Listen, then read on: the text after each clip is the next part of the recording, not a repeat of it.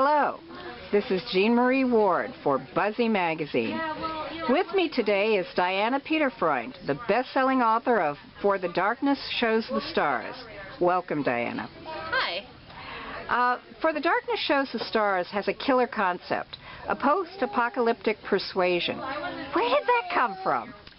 There was actually two ideas that sort of mixed in together. I love Jane Austen's Persuasion. I'm a huge fan, and I wanted to write my own version of that story for a really long time, and I also wanted to write a post-apocalyptic story because I love reading those kind of novels, and one day the two ideas just collided, and I realized it was the perfect way to sort of bring the story of Persuasion to a new audience. It's not the only story, however, set in this universe. Don't you have something else about your heroes, Elliot and Kai, out on the web? Yes, I do, actually. To celebrate the release of the book, I have a free prequel available. It's called Among the Nameless Stars, and it is the story of Kai's adventures before the start of For Darkness Shows the Stars. And you can get it for free from my website. Oh, yes, and also I think through HarperCollins. Yes, for a limited time, but after that it'll be available on my website. Oh, that's wonderful. So your readers can get a taste of this new universe because it's very different from your last project, Killer Unicorns. It definitely is. It's set in an entirely different world. It has a very different tone. There's a lot of letters that go into it. And my last book was a contemporary fantasy novel about girls that hunt killer unicorns, and it's very action-packed and violent, and there's a lot of blood and guts and archery and things like that. And obviously this story is Jane Austen, and it's much more quiet, and it has a lot more of a focus on quiet moments and rural life and manners. And New Zealand, right? And New Zealand. It's set in a future post-apocalyptic New Zealand. Oh, well, if you're going to be stuck in a post-apocalyptic world, New Zealand is probably a good place to be. Yeah, the land of milk and honey, right? Yes, absolutely. What prompted the shift from the contemporary world of Rampant and Ascendant to neo-Luddite Jane Austen? Oh, well, I think that, I don't think of these things as a shift. They're all part of the type of things that I love to read myself and the things that I like to write. I read very widely, and I love all different kinds of books, and I have to write where my mind leads me. You also write short stories. Are all of them set in the universes of the Killer Unicorns and Elliot and Kai?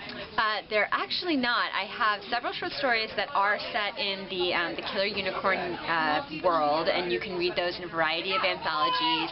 Zombies vs. Unicorns, The Best Science Fiction and Fantasy of the Year, Volume 5, Cast of Characters, and Kiss Me Deadly all have unicorn stories in it. But I actually have two anthologies coming out this fall that have completely original short stories in them that aren't set in any of my worlds. The first one is called Under My Hat, Tales from the Cauldron, and that's edited by Jonathan Strahan. It's a great anthology around the theme of witches, and it's got great names in it. Neil Gaiman, Peter Beagle, Garth Nix, Holly Black, Ellen Kushner. It's going to be a wonderful anthology. My story is called Stray Magic, and it is about a witch who works at a dog shelter. And the other one is in the anthology Foretold, which is edited by Carrie Ryan, and it's about prophecies, and it also has a really great lineup, and my story is about a girl in a cult and the end of the world. Oh, you really do like that dark stuff.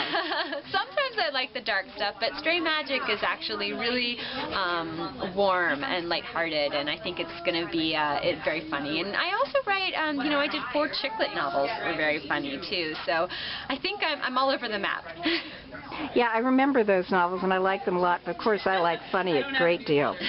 As somebody who specializes in young adult literature, I'm sure you get asked this a lot, but what do you advise teenage writers who come to you to do if they want to write and sell books? I think that it's great when teen writers want to write books. I was the same way when I was a teenager. I was constantly scribbling in notebooks and writing stories on my computer and things like that. And I think that that's exactly exactly what they should do. I think they should read a lot. I think they should write a lot. I think they should study something practical in school. I was a geology major, and just keep writing and keep reading, and then go for it. So has your geology showed up in your in the books you write or the stories? It Have you absolutely used it? has. For Darkness Shows the Stars, you see sort of the effect of geological weaponry in this post-apocalyptic wasteland, and you really see it in Among the Nameless Stars, where Kai actually has to travel through a volcanic area and how dangerous that can be. And Among the Nameless Stars is the prequel we were Among the talking Nameless about. Stars is the free prequel, yeah. Oh, cool. Is there anything that you would like to add to your, anything you'd like to say to your readers? I guess just I really hope that you enjoy my books, and if you have any questions, you can always find me at my website. DianaPeterfreund.com. DianaPeterfreund.com. No hyphens or nothing. Nope. I think it's hard enough to spell as it is. No, I don't think so. Thank you so much, Diana, and thank you, listeners, from Buzzy Magazine.